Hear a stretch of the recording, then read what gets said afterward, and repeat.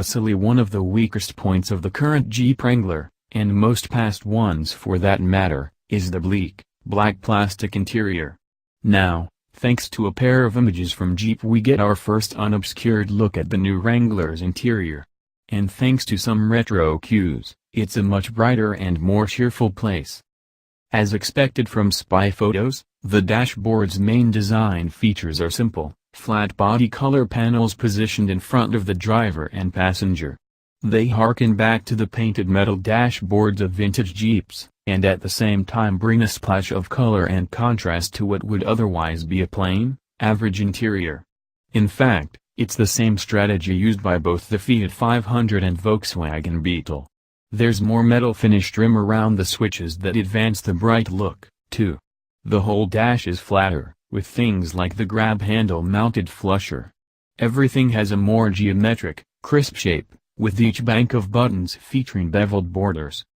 At the top of the dash is a big touchscreen for infotainment. It's possible lower trim levels will have head units with smaller screens and some more buttons, but at least on this model, it's all about the touchscreen. There are volume and tuning knobs lower, though.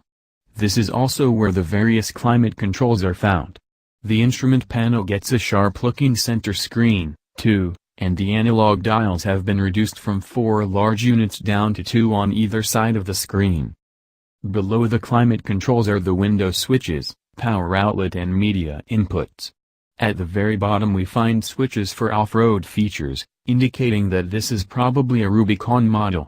A switch to the left surrounded by red accenting controls the front and rear differential locks, and in the middle is a button for disconnecting the anti-roll bars for greater articulation. On the right are 4 generic buttons that seem like the auxiliary toggles in the F-150 Raptor, so they should be able to connect to lights, a winch, and other aftermarket accessories. Jeep still hasn't revealed any other details on specifications or pricing. That information will be released on November 29 during the Wrangler's official reveal at the LA Auto Show.